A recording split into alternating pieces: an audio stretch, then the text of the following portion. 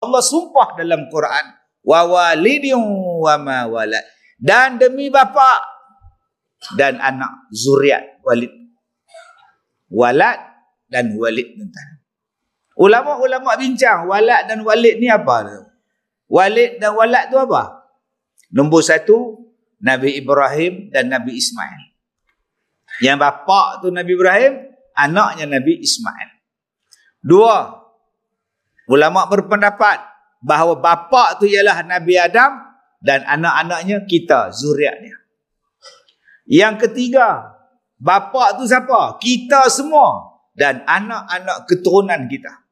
Yang keempat, bapa tu siapa? Bapa yang ada anak dan bapa yang tak ada anak. Wama walad, tidak ada anak. Bapa yang ada anak, bapa yang tak ada anak. Allah, ulama-ulama kata empat benda ni masuk dalam makna itu. Maksudnya apa? Allah bersumpah dengan bapa, Allah bersumpah dengan zuriat anak dia. Menunjukkan bahawa tuan-tuan, kita ni bukan main-main. Allah sumpah apa? Yang pertama, Allah sumpah tentang Mekah al-Balad. Kemudian Allah sumpah tentang Nabi Muhammad. Allah sumpah tu demi Nabi Muhammad. Kemudian Allah sumpah demi bapa, demi anak. Allah nak cerita apa? Mula-mula Allah bersumpah tentang bumi Mekah.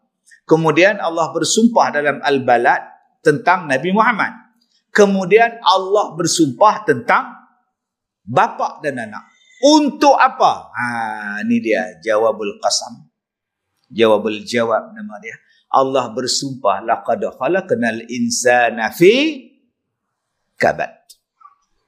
Sesungguhnya manusia ini dijadikan dalam bentuk sulit, susah. Manusia ini sentiasa ada dalam keadaan susah. Tuan-tuan yang saya muliakan, bila manusia mempunyai hati yang besar, nampak tak adik? Adik ke kucing, Ustaz? Kucing.